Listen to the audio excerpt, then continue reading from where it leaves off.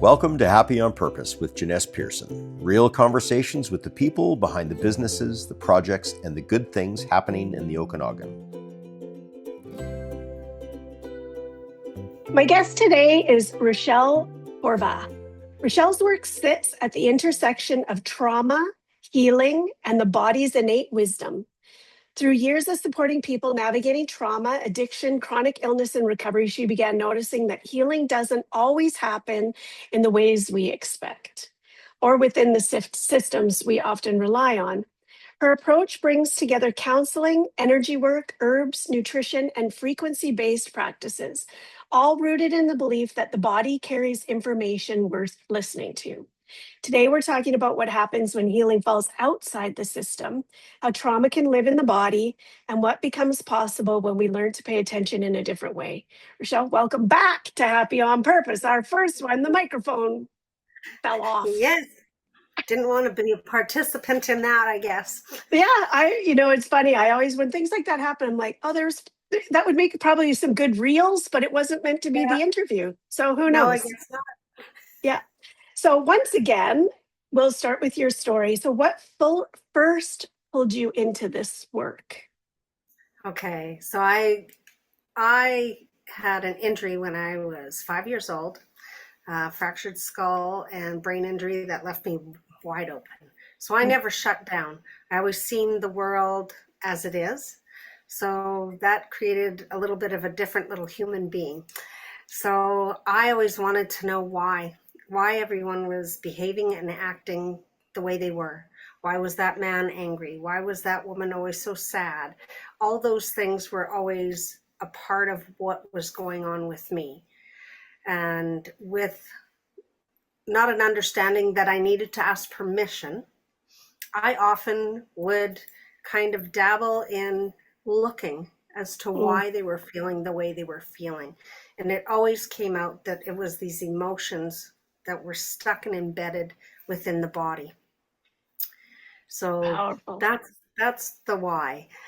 I wanted to know why, so I constantly was living in that, looking, Curiosity. those things, curiosity of a child.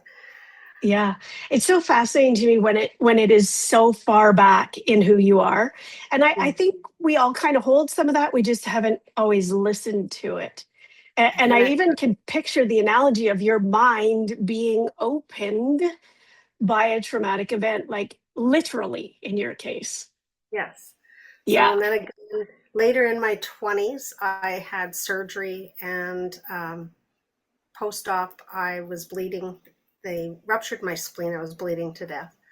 And when they took me back into surgery, when I came to, I was hovering in the corner of my room, watching everything that was taking place. And I spent 3 days in that state where I was more in a coma and watching and sitting with others. It's a little odd and strange to say, but sitting with those to be.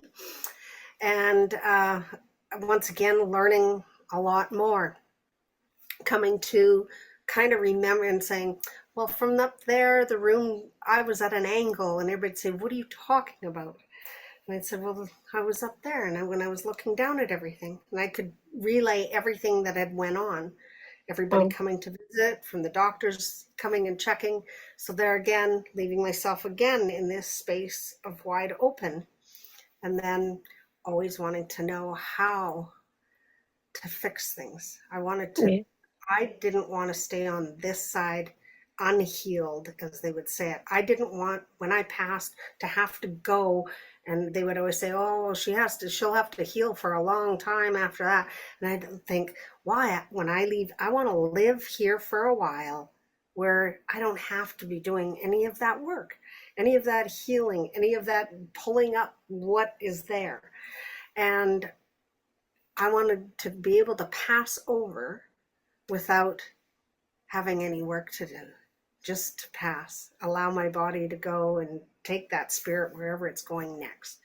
So that's always kind of been my mission after I had that experience with the hospital. Wow. Was to do this work. So then, but was there a moment or an experience in your life that changed how you understood healing? Like, I feel like you kind of knew it sort of intuitively somehow, but what was that sort of like, oh, this is how I perceive healing? So had an injury to my foot, and I was on a heavy dose of medication, of Lyrica, and my body was shutting down. The more I'd go to the doctor saying these things are still taking place, this is still happening, and then the dose would get higher, and I was getting sicker and sicker. And I realized as I was getting sicker, I had to come off. I had to stop eating all kinds of different things. I was down to the most minimal diet and life in general. I had to watch everything I was doing. Smell as a trigger, everything was a trigger. And even I had experienced cancer. And the first time I went through the cancer treatments, I did traditional Western medicine. I did the chemo, I did the whole thing. The second time the cancer came back, I went all natural, because the first time I was sick. I was continuously sick after taking all these medications. So there again, throwing me back into this, these medications are affecting my body. They're not helping. We just keep adding to it and adding other medications, which just kept triggering the body. So I went clean slate, came off of all the medications, and only went on a natural path method. And my life completely transformed. Wow. I was able to find the things that were taking place in the body, realizing a lot of it was the emotion. Mm. So is that what you mean when you talk about healing outside the system? Is what did you start to begin to notice wasn't working for people within more of the traditional approaches? You just sort of hinted on pharmaceuticals, but like, Yes, what is that what you kind of refer to when you say outside the system? definitely. Going back to a system that we used at the beginning. Women and men, they used herbs, they used energy. We were very in tune to energy. Often, I think we've gone so backwards in our whole system in regards to how we do our water, how we do our electricity, as to what we are now. We have gone in a backwards direction, not in a forwards. So we're trying to retrieve what we knew so that we can bring that back using the plants, using the things around us, the energy around us to bring back our healing. Yeah. Would you say you're against any type of medical interventions? Or are you more that these two things can work together? If you break your leg, if you're in a horrific car crash, get to the hospital. You got a cold, you've got disease, discomfort in the body, you are able to use different modalities that will work far better than going to the pharmaceutical route. That's Mm, with my experience with myself and with others that sit with me. yeah. Yeah, I think it is it's just important to say that. I don't get the sense, even from talking to you before, it's not like don't ever engage in the professional medical system. It's discernment and be careful and be Exactly. aware and trust your body, trust the age-old wisdoms. And at the very least, maybe just try something else. Something else. Yeah, When yeah, just something's not, well, the term of insanity, right? Doing the same thing over and over and over again. And when I go to the doctor, if I have to go, I will say, so what's the exit strategy for coming off this medication? If they say never, then I say, no, I'm sorry, that's not going to work for me, yeah, because I should not have to be on a pharmaceutical for the rest of my life, because our bodies, we were born here to function. Our bodies have cleaners and filters. So if we take care of them, if we understand them, we understand our telephones and other apparatuses far better than we know what we live in does. So right. learn about the body, learn what your body does, why it's doing what it's doing. And It's help so, support it, I'm hearing. yeah, Yeah, even when always. you said that about the filters and things, I'm literally thinking about like an air conditioning unit or like a something where you have to, if you don't take out that filter, and clean out the dust and the grime and, that, and you just expect it to function, eventually you're going to need a new one. When you Exactly. could have prolonged the life of it with Yeah. just some simple cleaning. And that's the key word, simple. Mm, Everything, just the more simple it is, the better you're going to see how it works. yeah. So I, that's I the don't, key. sorry to interrupt you. Go ahead. It's okay. I was going to say with my dad, he was on so many medications at his end of life that we actually, my mom and I at the time said, we think that's what killed him. It was Yeah. multi-organ failure, Yes. but like he was on one thing for his kidneys, one thing for his heart, one thing for his this, one thing for his that. Like the pills were unbelievable. And what are the side effects of each one of them? And Of then you're each just like pill. managing the side effect of the thing. Like, yeah. So that's when I was on the Lyrica, for instance.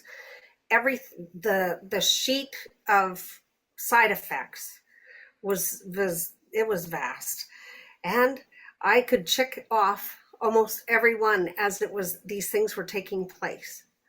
Mm, So that's not helping me. It wasn't helping anything at the end. That wasn't relieving the pain. It wasn't relieving anything. And when I dove in to myself, why did the injury happen? Things happen for a reason, and it all connected. So my foot has to do with the emotion of moving forward. So anybody who's ever read Louise Hayes, and there's a few others, it all has to do with that. You bang your elbow, it wants you to pay attention to something. You're banging your head, pay attention. Your knee hurts. That has to do with being stubborn or in your ego. And it's never been wrong. No matter how many times I've done things. I was doing yoga one day, I stumbled and I hurt my toe. And as soon as you sit down and look at it, it all had to do with moving forward. It had to do with my attitude, and it was bang on. When I worked through all the things that were connected to it, the foot was fine. it's making me, because I'm going through some stuff with my tailbone or coccyx tailbone and all my like my L5 and S1 discs. And I Yes. have that book. It's the Louise Hayes. I think it's called "You Can Heal Your Body" or "Heal Your Mind, Heal Your Body." Can't Counseling. remember. Beautiful cover. I could just picture the book. I need to pull it out and find Yes. out because I've been dealing with this since 2022. But what's interesting is there was a time where I didn't have issues with it at all, and now all of a sudden it's Now, kicking up again. What so is you're going back. on? Things that have happened to you and things you've done to others that you keep a secret. They're in our back so that nobody can see it. It's in your root area. So you're Mm, going for root right now, bringing you, grounding you down. And what is the root cause for a lot of the things that have been taking place? so interesting when I think about all the work that I'm doing moving forward. Is like, okay, It well, we goes there. won't make this about me, but that's pretty cool. Yeah. You said something really powerful. The body remembers what the mind wasn't allowed to say, and you didn't say it that exact way, but that's sort of what I was picking up. Can you share what that means in your work? So the body remembers what the mind wasn't allowed to say. I find that fascinating. So it's either that or the mind can be very kind. So people who have experienced sexual abuse and they have no recollection. Most people will tell you, oh, I don't remember most of my childhood. Unfortunately, it's missing all the good parts too, because it's Mm, just blanked it out. But that body never forgets. So it's embedded in different spaces within our tissues, within our cells, and it sits there. So it causes disease and discomfort. So that sitting in that interesting. mind, the brain is kind. Yeah. And I mean, I've heard it said before it's wired to protect us, but it It is. doesn't know the difference between the saber-toothed tiger or, Yeah. just somebody saying something unkind. It's going to go to protection. It goes to protection. So Yeah. even our body knows one feeling for two different words: excitement, anxiety, fear. Those Mm. two, it only has one feeling. So if you are afraid and you're freaking out in anxiety, how can you switch that in your mind? Like, what's exciting about this? What's new about this that I could be thinking of the word excitement instead of that fear? Yeah, Because the totally. body has no idea. When they monitor and they test, the body reacts exactly the same way for those two words. It's so true. I can say for me, when I doing theater, I'm always nervous. I always have to pee. Like, like I could go pee 17 times. And right before you're walking out, like for your Yeah, part, I could be overwhelmed by anxiety, but I've had to train myself to say, this is just really exciting and I really care. So yeah. we're going to go out there and we're going to do a good Go out job. there and do it. So in having to pee, fear and anxiety sits in the kidneys. Mm, So having to go, you're pushing it through. Your body's going, get rid of this. there you go. So all those people that always feel like they got to pee, you need to That's look at your why. fear. You look at your fear. Check it out. Here on Valley FM, we love to talk about having to go to the bathroom. But listen, Rachel was the one that brought it up, and she's all about this. So it's good. Or maybe I brought it up, but you know this stuff. So we're going to take your expertise on it. It's so funny for someone here healing and wondering what it actually looks like when you talk about trauma living in the body. I mean, we sort of touched on the back and the brain, but what is it that you see when people come in to talk to you? Well, it's one thing I tell everybody. Healing, it's ugly, Mm, not pretty, because we're facing things we don't want to face. We're looking at things that are horrifying at times for us. And even we're our worst enemy. We forgive ourselves last, and man, we're mean to ourselves. Um, I always say it takes a lot of manure, a lot of shit to grow a beautiful garden. And that's in the end what we're doing. We're creating a beautiful garden, but we have to sit in this manure pile and go through it. We have to feel those emotions. We can't just go, oh, it's this emotion. I don't want it. No, you have to sit in it, learn why. What is that feeling? What is that? And then pull it out. Once you surrender in that sense, it makes it a lot easier and things start going quicker. Things don't last longer than at the beginning. It lasts a while because we don't want to change either. We like comfort. We don't want to move into this uncomfortable, unknowing land, even though it could be the most exciting thing ever. We love comfort. We've been programmed to go for comfort, go for the sweets, go for the good things in life, right? How mm. about have some of the bitter? Bitter is better. That's why they came up with a spoonful of sugar helps the medicine go down. Because bitter is what our medicine is. We have to sit kind of, they call it shadow working. There's Mm. many different names, right? You have to sit in there, see the ugliness, and then let it go. Yeah, I think what's interesting is most people go to counseling or therapy or mental health work or body work or whatever thinking they want relief and are No, soon so quick. And that's, I think, why when people leave, they're like, that was horrible. It did nothing it's because I think we need to, as a profession, all of us need to be really clear that it's like ripping a band-aid off, but maybe not so fast. But if you do this work and you sit in the muck and the manure or whatever, this will go away. Well, this will be manageable. This will not keep coming back. And exactly. that's, yeah, I mean, there's some magic in that for sure. I think so. Yeah. What are some signs people might notice in themselves that their body is holding on to something unresolved? Pain, Big question. Yeah. disease, pain, cancer. That's hate, anger. It sits there, it manifests within the body. And usually, if there's sexual abuse, it manifests, of course, into the sexual organs. Mm, Heart attack. So um, for me, it's generational healing. So they'll say, oh, heart attacks, that runs in the family. That's our family history. Yeah, it is. It's generational healing. When your when your grandmother was pregnant with your mother, you were already on the scene. You were part of the egg or the semen system. So you're already there. You're collecting, because we live in that environment, their emotions. It's embedding within our DNA. So yes, it's hereditary. You're right. So all those things break down.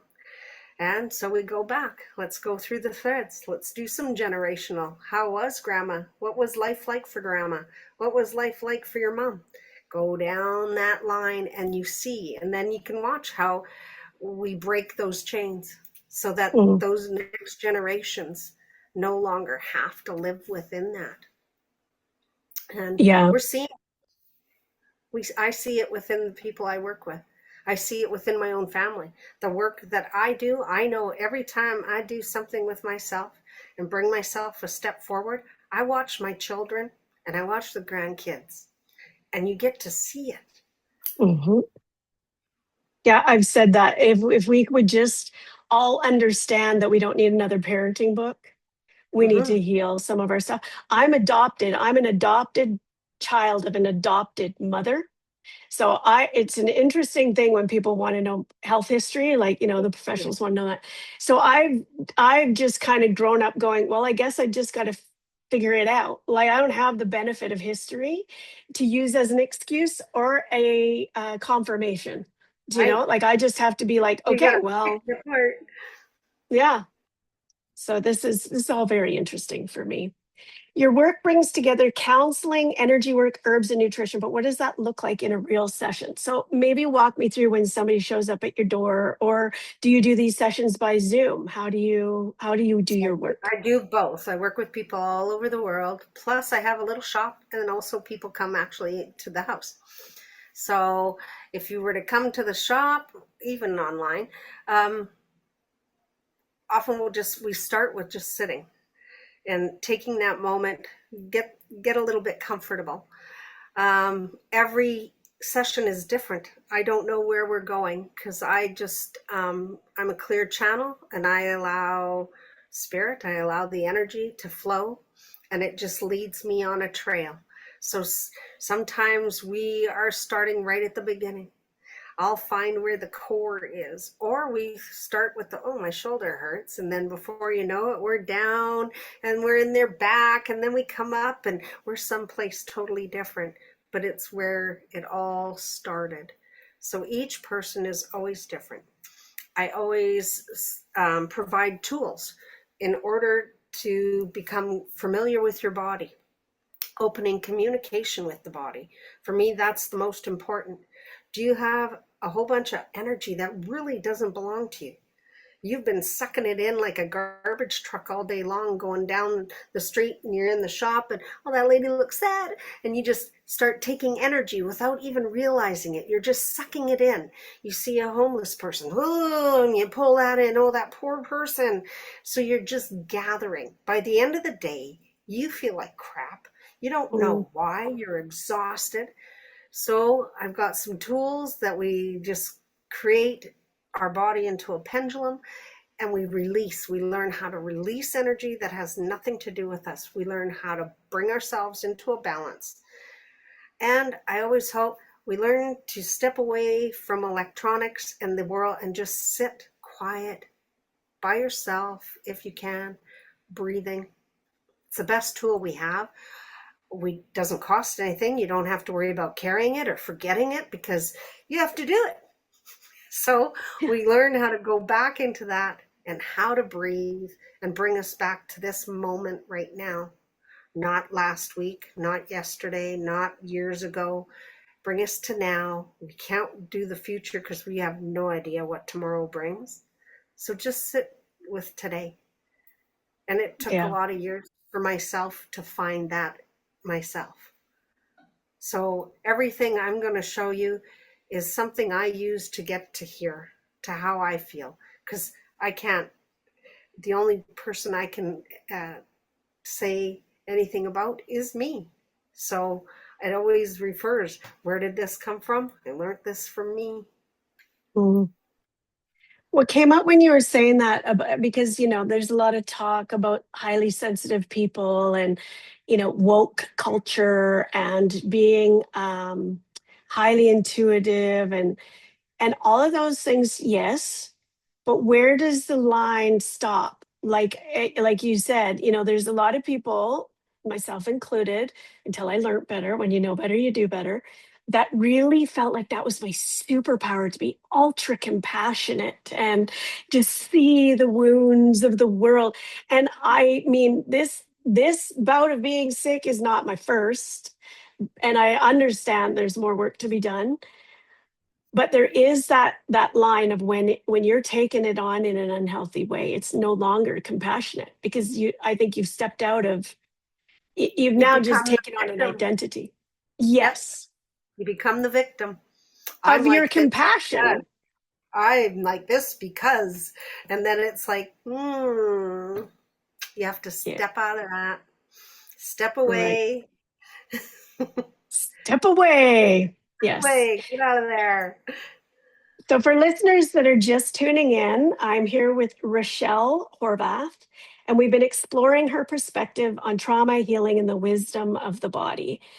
In the second half of our conversation, we'll talk about some of the experiences she's created in our community, from the upcoming Health is Wealth Expo to personalized wellness retreats, and her September retreat, Return to the River. I'm having a hard time with a lot of this. I don't know why. A lot of It's a which mouthful.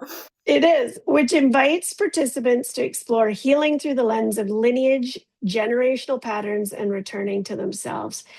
I wanted to just add one more question before we get into all of the things that are coming up. But there are so many voices in the healing space right now. And how do you help people stay grounded and not feel overwhelmed? I feel like that kind of wraps back to what we were just talking Yeah. about, not letting compassion make you be a victim. Big Yes. languaging, Yeah. big languaging. Yeah. Yeah. Disconnect from the electronic world. Mm, Go and sit with you. Sit by the water, put your feet in some water, put your feet on the ground, and just sit. yeah. Um, I don't know what I would do without nature. Me too. Nature has been my go-to. It's how I heal. Every morning I walk with my dog. We're gone for an hour and a half, and it is just the most beautiful way to start the day, to just breathe and take in and listen to the birds and the things that are in nature. Um, we're fortunate where we live that we get to walk in a beautiful area on our mountain. I get to put water on my face and put my hands in the water in the morning, and I do it all through the winter. It doesn't matter when. And just start your day and end your day in gratitude. I end my day in a similar way. When I lay down in bed, it starts off, I think of my morning walk and how grateful and what a beautiful walk it was with my dog. And I go through the day like that, looping it to where I am laying in bed, and then bringing myself just to my breath, breathing. Mm, And each breath I'm going to bring in. And when I'm going to sleep, I'm going back into the forest in my dreams to bring forward the healing, to lay in nature, to allow what is there to assist me every night. That is where I go. So I start the day that way and I end the day that way. yeah, it's beautiful. I think there's, for those that are listening, this also means you have full permission to not bring your smartwatch, your Fitbit, your I don't do Garmin, anything. your watch, your Yeah, AirPods. Leave them nothing. behind. Yeah, nothing goes with me except for a neighbor lady and her dog. Yes. So it's just us. Often I have a bag. I will be collecting, like today I collected cleavers. There was cleavers all over growing, and I was like, oh, right on. I've been going to do a lymph, let the lymph get some cleansing. So I was picking cleavers today on my walk. What is a cleaver? So cleaver is a plant. As a child, I knew it, Sticky Willy. It is I think there's 5 or 6 leaves, and it sticks to you. If you're in the garden, and it'll stick to you, and it'll have a system of petals on it, of leaves, and it's phenomenal for cleaning the lymph system. Interesting. So what do you boil? Do you make a tea out of it? I chopped it up and I put it in a big jar of water, and it's going to seep for 48 hours, and then I'm going to drink it. I love it. See, Yeah. there you go. There's one thing we can all do. Simple. Simple. Simple. All right. You're involved in the upcoming Health is Wealth Expo on July 25th, 2026. What inspired this event, and why does it feel important right now at this time in the world? Okay, so it started before we went through our shutdown with COVID. So then it had to take a hiatus. And last year it was time, because people started they understood what I was talking about. So maybe that was good timing, right? For me, that was the glory of everything, that people started actually understanding things that I was saying, whereas before most people didn't really get what I was talking about. So, and our community is phenomenal for the people, and the different modalities that are offered is just awesome. And that's from the Okanagan stretching all the way through. You're able to pick from the cream of the crop. Some of the people out here are just phenomenal. We have a group that they have a hyperbaric chamber. We have holistic healers, sound baths. We have so many people that have come forward just through the last few years. So chiropractic, acupuncture. So these are the people that are going to be at the hall again this year. Last year we had, I believe there was 21 vendors. Wow. So all the way Where from is the hall? Sorry. The hall is in the North Shuswap at Solista. So it's the North Shuswap Community Hall. Right. And sorry, you were saying, and vendors. I just wanted listeners to know it is not in the Vernon area, but it's still drivable and accessible. Area. We're in the North Shuswap, and it's a beautiful time of the year to come and visit us. Any time of year, so. Agree.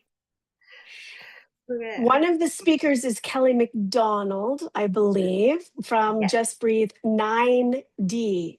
What kinds of conversations or experiences are you hoping people will have at the expo? But do you know much about her work? I feel like I just went and experienced one of her events last evening in Kelowna. You are taken away into the subconscious. You have earphones on, so it's binaural beats. It's hypnotic, so you go into a type of hypnotic state. It was phenomenal. For myself, the experience was unbelievable. Feeling things moving. I went with one thing in my head. I have a lot of issues with the right side of my body. So I was like, oh yes, I'm going here and I'm gonna. And then my left side of my body decided to say, no, you have this here and you have this here. And it was just like, holy man. But then for the last 2 days, my right side of my body is experiencing release. But I had to let go of what was here first. Yeah. So between going through this and then she comes through, she'll assist you. There's breath work, of course, involved in this.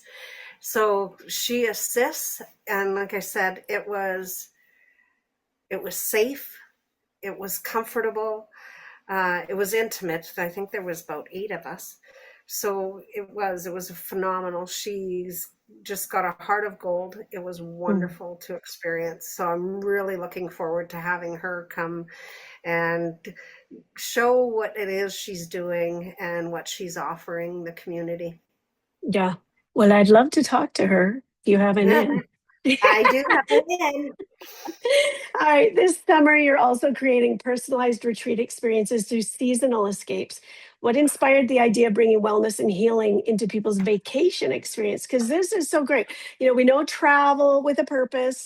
People do all these things where they build schools and whatever. This is interesting. It's like a wellness vacation Yeah. experience. Yeah. So Chanel D and myself, she's from Seasonal Escapes. We got together and we started working and doing the retreats together. And then as we've been going, it was like, hey, so people go away and on vacation to recharge and to reset.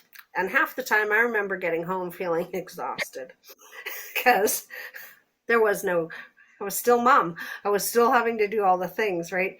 So we thought, what a better opportunity to create a holistic experience that they can nurture themselves, and we bring wellness and travel and relaxation to the table, allowing us to blend healing and that experience in a way that helps the guest actually leave recharged and renewed. Where So is this being held? this is all on the Shuswap again. So we're on Okay, the Shuswap perfect. Lake. So So we again, it's a vacation very close to home, but go you close won't to feel home, like you're at home. vacation, whatever, Yeah. right? And Yes. so this happens all year, not just the summer months. So we're running all the way through, like September through June. We'll have featured ones, but if you're coming to visit and you're looking for this experience, let us know. We'll Mm. create something just for you. So, and that's wellness and so, social workers, teachers, people who are in this, and you're looking for a break because that's all you've been doing is inputting yourself to others. That's what we're doing. We're giving you the platform. You show up, you get to be pampered, you get to have the treatment, and you get to leave refreshed. Mhm. I think that is really something to just say again is that all of the helpers and healers out there need help and healing too.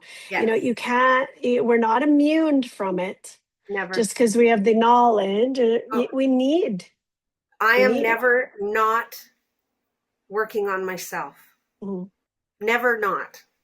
I once a week meet, I have a psychologist and we work together. Mhm. I have to dump. I have to offload. I have to see, okay, well, this is hurting this week. This is going on. I've been working on this. Like I said, my right side of my body. I have always, all my injuries, everything. So I've been going and weaving and unweaving and finding why. Why? Why? Yes, why? All And right. sometimes So, it's not okay. It's okay. I don't get an answer, but I yeah. know that I've worked on it and I've let it go. Yeah, and I think there is something really important about timing too. I've Always. started to, as much as I hate, because I like to fix, um, allowing whatever it is that I think needs to be fixed at that moment to Yes. just not be the thing. The thing. Yeah, so powerful. Let's talk about return to the river as well. So, what do you hope people uh, will get out of that? What do you hope they'll remember about themselves after that event? That they came here for the experience. We came here to experience all the things we experienced. And we're not broken in any Mm, shape or form.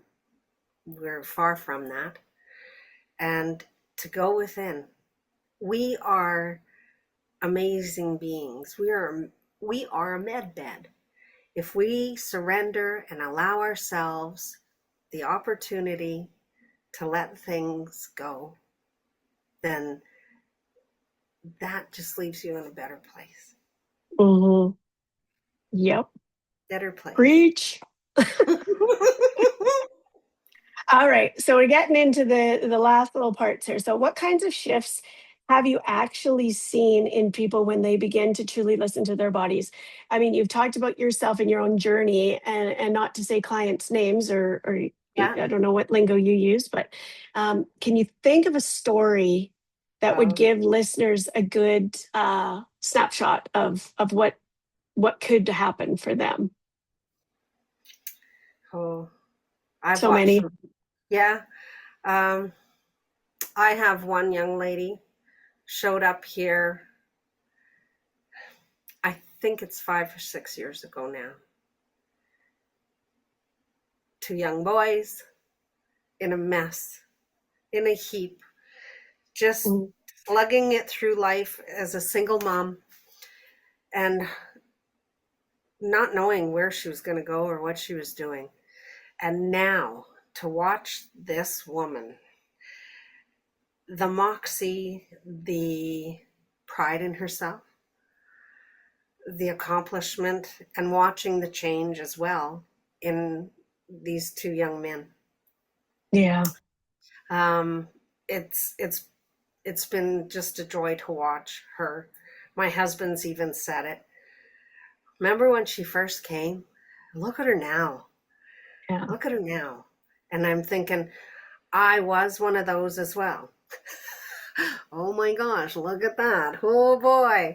And then I can say, I look in the mirror and I say, look at her now. Wow. Yes.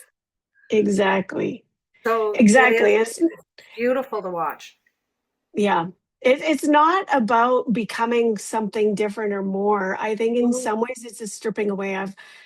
I'm really big on that right now. You know, we hear all about peeling the onion and all the rest, but it's Onion. not like it ever leaves you. Like, Oh, I think it's still in there. We just have stuff that's been layered on. There's a million ways it's been said. And the more I hear it in different ways, I just, it's got to be true. yeah. We're, There's a we're going to be rose the in the meadow. accumulation. Yeah. Yeah. There's a We're the beautiful little accumulation of all rose. of it. Just let it shine. Let it open up. Let it breathe. Yeah. Let that little rosebud do its thing. Yeah. So true. What's one thing you wish more people understood about trauma and healing? Oh. Hmm.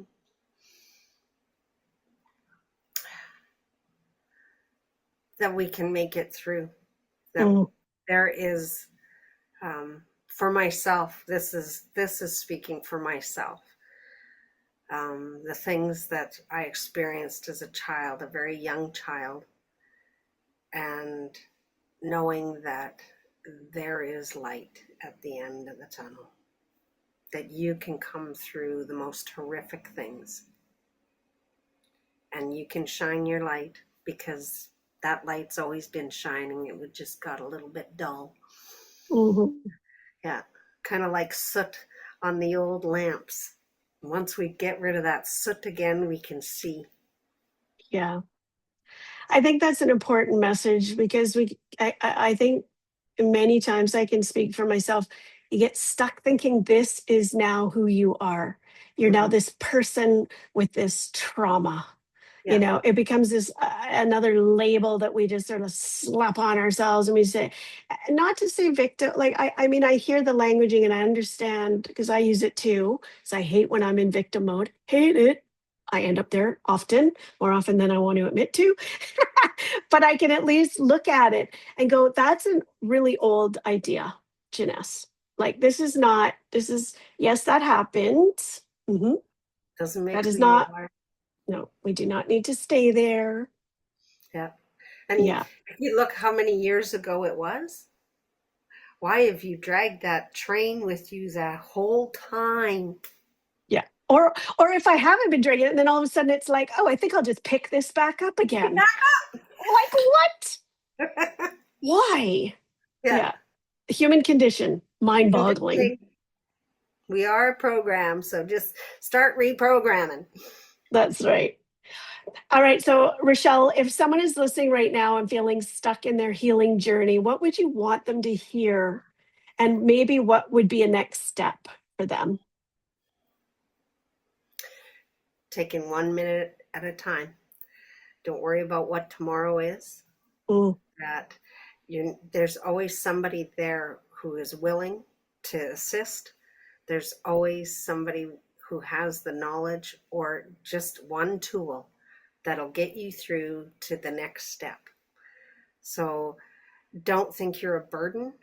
Don't be ashamed or scared to ask. Because when you tell your little bit of your story, somebody is going to hear you. Totally. Yeah, I love that. Yeah. Well, Rachelle, thank you for joining me today and for sharing your experiences, your perspective, and the work you're bringing to the world. So thank you so much for listening to Happy on Purpose. I'm Janesse Pearson. Thank you, Rachelle, for your time once again. I think what you're doing is really, really important. Thank you so much. It was wonderful being able to share. Listeners, I hope something from today's conversation stays with you. Take care and keep noticing what really matters.